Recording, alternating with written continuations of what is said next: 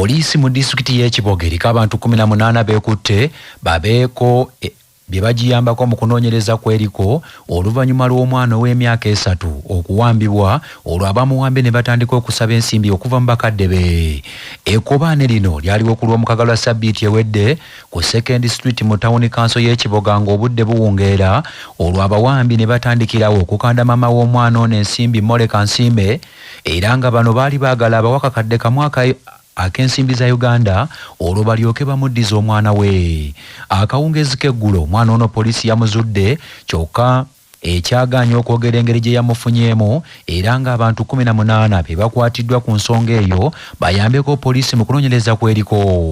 Omwogezi wa poliisi mu bitundu bya Wamala Rachel Kawala annyonnyodde ku nsonga eyo.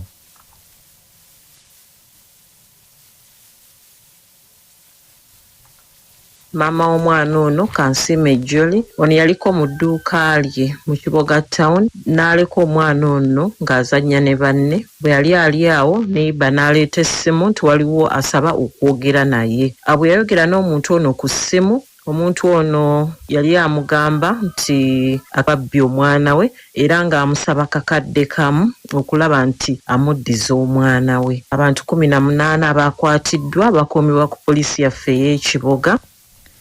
Mu mbeera y'emu poliisi esabye abazadde okufaayo n'okubeera abeegendereza ku ntambula z'abaana baabwe era babalondoola okwewala abayinza okubatuusaako obulabe. Nga neetweyongera okubiriza abazadde okubeera obulindaala obutasuulirira buvunaanyizibwa bwabwe eri abaana baabwe. Kumirako nnyo amaaso ku baana baabwe ku biki bye bakola bwe baba bazannya. Sigala ng'otunula ku mwana olabe oba ali safe. Omwana ne bw'aba agenze ku ssomero tomukkiriza genda yekka ku ssomero. Baani bwe bati yemutwala omwana omuntu omukulu amuwerekere ku ssomero ate amukime amuggyeyo ku ssomero. Ebyo nga bikyali awo gavumenti ya Uganda etadde omukono ku ndagaano ne kampuni okuva mu ggwanga lya Buturuuki eya Pimakezi okukola oluguudo lw'eggaali y'amasannyalaze olwa Standard Gauge Railway olugenda okuva e Kampala okutuuka e Malaba. Omusasi waffe Musisi John yalina ebisingawo. Ku ndagaano eno eteereddwako omukono wakati w'eggwanga lya Uganda ne kampuni okuva mu ggwanga lya Buturuuki okukola oluguudo luno olw'eggaali y'amasannyalaze olumanyiddwa nga Standard Gauge Railway bakkiriziganyizza oluguudo luno bagenda kulukolera ebbanga lya myezi 48 nga oba gy'oyinza okuyita emyaka 4. General Edward Katumba Wamala minisita w'ebyentambula n'ebyenguudo mu ggwanga agamba kampuni eno bagiragidde obutajja mukozi n'omubweru wa Uganda bannayuganda be balina okuweebwa emirimu. Mu birala ebiteereddwa mu ndagaano eno bannayuganda be balina okuwa matiriyo oba ebintu ebigenda okukozesebwa mu kukola oluguudo luno olw'eggaali y'amasannyalaze omuli amayinja, amatoffaali, omusenyu, seminti, emitayimbwa n'ebirala. Era oluguudo luno olw'eggaali y'amasannyalaze olugenda okuva e Kampala mpaka e Malaba bakkiriziganyizza lugenda kubeerako obuwanvu bwa kilomita 272 era nga bano bagenda kutwala ensimbi eziwera ddala obuwumbi bwa euro 2.7. General Edward Katumba Wamala bw'abuuziddwa abanga ddala kituufu gavumenti eyina ensimbi zino bwe tezinegenda kuzijjawa agambye gavumenti ya Uganda si njavu. Gavumenti ejja zinoonya mu buli ngeri yonna nga bwe tunoonyeza enguudo nga bwe tunoonyeza ez'ekisaawe nga bwe tunoonyeza ez'ekisaawe ky'Ekabalega nazino nga bwe twanoonyeza ddaamu tetwakagulawo kaluma nazino tujja zifuna mwongere kulima bulimi tusuubule. Ono bw'abuuziddwa ku bukugu bwa kampuni eno gye bawadde omulimu evudde mu ggwanga erya Turkey oba gy'oyinza okuyita Buturuuki agambye bamaze okugisunsula ne bakakasa nti ddala kituufu yeegwanidde. Bilioni 2 ne miliyoni 7 eza euro naye zaali bilioni 3 ne miliyoni 4 naye bwe twanyiga ne tunyiga ne tujjamu ebino kino tekyetaagisa kino kiki abantu bano ne basobola okukendeeza sente ezo ne baba nga batutaasa miliyoni 7 eza euro. Ebisingawo ku ndagaano eno eteereddwako omukono wakati wa Uganda ne kampuni eno okuva mu ggwanga erya Buturuuki okukola oluguudo lw'eggaali y'amasannyalaze Standard Gauge Railway tujja kubikutuusa ku mawulire gaffe amalala. Ku lwa 88.8 CBS FM Radio Lwasa Mayinja Munnanda gwe Musisi John. Olukiiko lwa Lord Mayor wa Kampala luwabudde ssenkulu w'ekitongole kya KCC omujja Frank Lusanyakaana okuyimiriza bunnambiro enteekateeka ey'okusengula abantu abali okumpi n'ekifo kya kasasiro ekiteezi okutuusa nga bamaze okuliyirira abantu abo ensimbi zaabwe. Bino birimu alipoota ekoleddwa olukiiko olukulemberwa Lord Mayor Erias Lukwago era ng'eno esomeddwa mu lukungaana lwa bannamawulire olutudde ku kitebe kya KCC mu kibuga Kampala. Alipoota eno eraze nti waliwo abaagala okugoba abantu ekiteezi era kino nga bakikola mu ngeri ey'okupapirira n'ekigendererwa eky'okubabbirako ensimbi.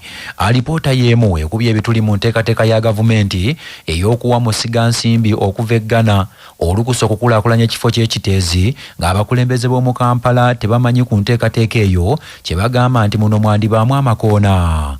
Lord Mayor wa Kampala Erias Lukwago agambye nti kampuni zonna ezaagala okweddiza kiteezi waliwo abantu abazikukusa kyagambye nti kiyinza okuvaako emivuyo egyaviirako n'abamu okugobwa mu kitongole ekiddukanya ekibuga Kampala. Olwaleero wetwogerera bali mu kukaka Rusa, Frank Rusa the acting ED, mbu sayininga a memorandum of understanding oba endagaano ogiwe abajaspongo. Abajaspongo baatugambye ekintu ekitali kyangu kukkiriza. Abajaspongo abo bagambye bagenda kukolera bwereere. Mbubo bagenda ku decommissioninga kiteezi, budget stabilizing ku bwereere. Naye mu budget yaffe ya KCCA mwateekebwamu obuwumbi 7 z'ez'okukola omulimu ogw'okudecommissioninga.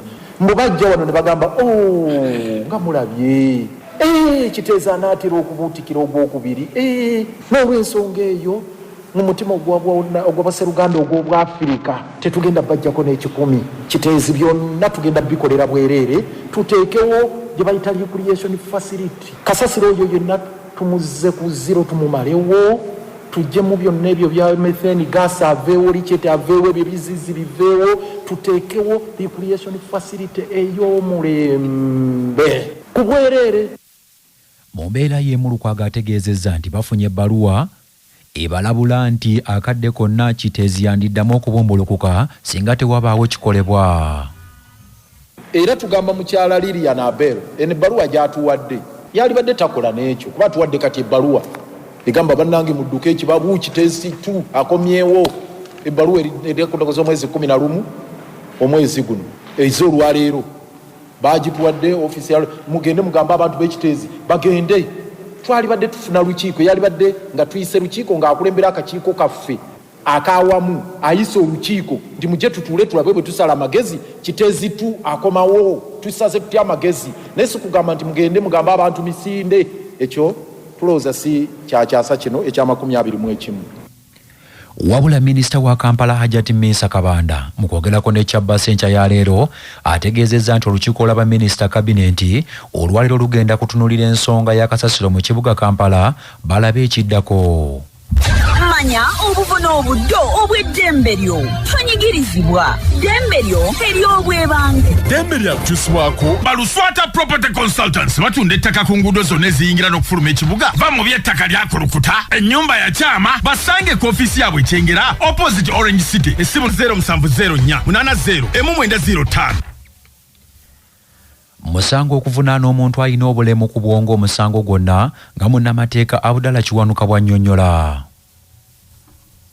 So kimenya amateeka omuntu yenna okuvunaana muntu munne oba gavumenti neevunaana omuntu yenna ng'omuntu gwevunaana ali mu mbeera ey'obuteetegeera eyo oba eky'obutaddamu ebyo bamuvunaana. Era singa kibeera kikolebbwa gavumenti n'ekwata omuntu yenna ne bamutwala mu kkooti ng'ali mu mbeera eyo ey'okuba nga tategeera kikigenda mu maaso, ebyo byonna ebibeera bimuvunaaniddwa bibeera bikyamu.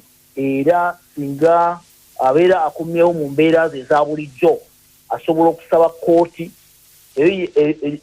ekyo kyennyini kyebali basazeewo ne bakisazaamu oba ne yajulira ku kkooti eddako.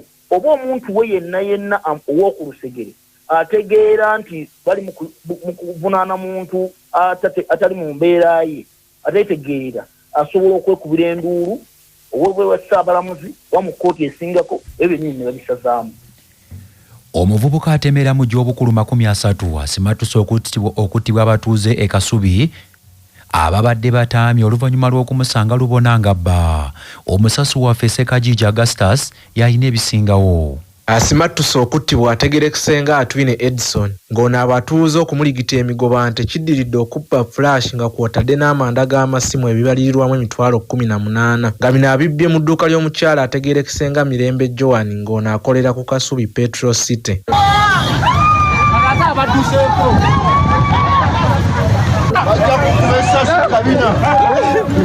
Azza nambuza ufa za mmeka nemugamba ufa tulina 218 then olumaze nangamba ntestingira akene yo 18 kati nentekako nga tekuli masanyalaze nemugamba tekuli masanyalaze naye already tuzileta tukozeeki tumaze distance tinga ziri clear ziri fine tezina buzibu nangamba parkingire ene yo 18 kati ndi mu kuparkinga okubaba n'abantu bagezi naye nyinyi angambe tezirina biveera byamu mwezijjira kati ndowooza wenkutamidde okukima ebiveera wansi yenge naali kusitula bintu byange kati ndi mu kuteekamu wuufa nangamba kangende ku mobile money nkoleki ndeete ssente omwami abadde across yangambye nnyabo bakubbye nze nga sitegedde nti anzibye n'okunzi omwami yangambye bakubbye omwami abadde wano akubbye n'amugoba n'amufuna n'addukira mu ssomero asikali kwakumufuna wakusatu eyasooka twamukwatira ne bamukuba bubi nnyo kimanyi naye yafa naye yali akubbe yes era yali abbye ono okusimattuka kiddiridde abamu ku batuuze okukubira abasirikale okuva ku poliisi ya Kasubi Police Post nabo abasitukiddemu obunnambiro era bwe batuukidde basanze abatuuze bamuguddeko ekiyiifuyiifu ekibawaliriza okukuba amasasi mu bbanga olwo abatuuze ne babuna emiwabo oluvannyuma abasirikale ne bakwata Kyala Kimpadde ono ne bamutwala ku Police Post y'e Kasubi. OC wa Police Post y'e Kasubi ng'ono ASP Niwabine Patrick avumiridde nnyo ekikolwa ky'abatuuze okutwalira amateeka mu ngalo kyokka mu ngeri y'emu n'akubiriza abavubuka okwewala okwenyigira mu bikolwa eby'obubbi wabula bakole ng'abantu abalala bonna. Ssekajija Augustus, CBS e Kasubi. Obulamu bwe bugagga kutuusibwako Rwenzori Minoota geefunire olwaleero amazzi ga Rwenzori agajjudde ebirungo by'obutonde okuva mu maka ga Rwenzori kampuni ya Coca-Cola. Dr. Katodungu annyonnyola omuntu by'alina okukola okwewala omugejjo. Wewale kituyita accidental lifestyle obulamu obw'okulya n'otuula obulamu obw'okumala okulya n'oweebaka obulamu obw'okumala okulya n'ovuga emmotoka gwe nga tokolako totambuzaako bigere naye olunaku buli lunaku okoleyo exercise zibeere nga mpime zeetagisa nakulaba musawo n'azikulagirira kubanga abantu abamu balina ebirwadde ebyenjawulo nga buli wonakola exercise ogenda kuzirika ogenda kukoowa ne bikutama laba omusawo akuskedulingire exercise zo z'ogenda okukola exercise ezo zirina okuba nga zijja mu busobozi bw'omubiri gwo ozikole buli lunaku biyiso okuyamba okwewala omugejjo. Poliisi ya Uganda etandise ebikwekweto okunyweza ebyokwerinda okwetoloola eggwanga lyonna ng'abantu boolekera ebikujjuko by'ennaku enkulu. Poliisi etegeezezza nti kino ekikola okutangira abantu okufuna obuzibu n'okuyita mu bikujjuko by'ennaku enkulu awatali kutabulatabula. Kinajjukirwa nti gye buvuddeko mu mwaka 2021 omwezi ogw'E11 ng'abantu boolekera ennaku enkulu eggwanga lyagwamu ekyekango abagambibwa okuba bayeekera ba ADF we baakuba bbomu ku poliisi ya CPS mu kibuga Kampala ne ku luguudo lwa Parliamentary Avenue era abantu 6 be baafiiramu so nga 30 baabuukawo n'ebisago. Abakuumaddembe bagamba nti waliwo abatamanya ngamba abatera okukozesa ennaku enkulu okutabulatabula emirembe mu kibuga Kampala n'eggwanga lyonna kye bagamba nti tebagenda kukikkiriza. Omwogezi wa poliisi mu ggwanga Lusoke Kituuma asinzidde mu nsisinkano ne bannamawulire ku kitebe kya poliisi e Naggulu n'agamba nti basajja baabwe kaakano bali bulindaala okweŋŋanga abantu bonna abanaagezako kutabulatabula emirembe mu Uganda. Mutera okubaamu obumenyi bw'amateeka. Abantu batambula omuntu mu Uganda muno kimanyiddwa abantu ajja n'akola omwaka mulamba naye bwe guba gugwako n'addayo ewaabwe ayinza okukwata ebintu bye n'addayo nga ekanungu n'aleka ennyumba nga nzigale naye kati nga bano abayaaye b'oku kyalo bo bagisoma. Ebyo by'owulira nti agenda mu kyalo bwe nakomawo nasanga olugi baalumenya. Tuyina cases nga bwe bagambye nti abantu bafuna holidays okunywa kuba kungi mu kunywa okwo mubaamu enkonde nnyingi abantu balwana poliisi emisango tegiggwayo shale bw'ogenda nga Kabalagala otandika okufuna emisango gy'abanywi abeekubye ebikonde sawa mukaaga ez'emisana. Ebyo nga bikyali awo poliisi etegeezezza nti emaze okukwatagana bulungi n'ekitongole ekivunaanyizibwa ku bigezo mu ggwanga Kiyunebo okukuuma ebigezo ebyo okwetooloola eggwanga. Mu containers eziri ku poliisi nga babitwala mu masomero era ne tuwa n'obukuumi bwe baba bikomyawo. So tulina enkolegana nungi ate n'ekirala tulina n'abantu mu luzungu be twaliyise liaisons, abantu abakwatagana ne UNEB direct oba abagatta poliisi ne UNEB. Tubayina buli senta we ziri era tukwatagana bulungi nnyo. Ye amyuka omubaka wa gavumenti Lukiga Kambugu Majambere ategeezezza nti enteekateeka y'ebibuuzo mu kitundu kyabwe etambula bulungi era ng'abaana batandise bulungi okukola ebigezo ebyo. Nenga sofa ebibuuzo byatuuse mu budde mu area yaffe tubadde era nga tutaaluzavinga okulaba ebibuuzo engeri gye bitambulamu obulungi mu area yaffe eya Lukiga district. Tetunafunayo ripooti yonna ebadde embi naye nga tukyalizavinga okulaba nga tutereera tukebera Lukiga yaffe yonna naye nga sofa ebibuuzo abaana bonna nga bwe bali gye sitalinga bonna bagenda kukola ebibuuzo byabwe. Amawulire okuva ebweru w'eggwanga gakutuusibwako Kajansi Progressive Secondary School eweza Kajansi mailo 7 ku Lwentebe, essimu noti 7 noti 6 emu 6 emu emu emu 6. China yeeweze okubonereza eggwanga la Taiwan oluvannyuma lw'ebigambo ebyayogeddwa omukulembeze wa Taiwan William Lee mwe yategeereza nti si waakukkiriza basaatuusi okusaalimbira ku ttaka lya Taiwan. China erumiriza nti ekizinga Taiwan kyayobooya era omukulembeze wa China Xi Jinping alayidde nti waakukozesa ekifuba okweddiza Taiwan. Ab'ebyokwerinda Taiwan bategeezezza nti bakizudde nti nga bwe waliwo ennyonyi 125 saako amaato amalwanyi agatandise okwebulungulula Taiwan. Wabula ebifaananyi ebifulumiziddwa okuva e China biraze nti amagye geetoolodde dda Taiwan era nga amagye gategeezezza nti muno mulimu abalwanyi abalwanira ku ttaka mu bbanga saako ku mazzi.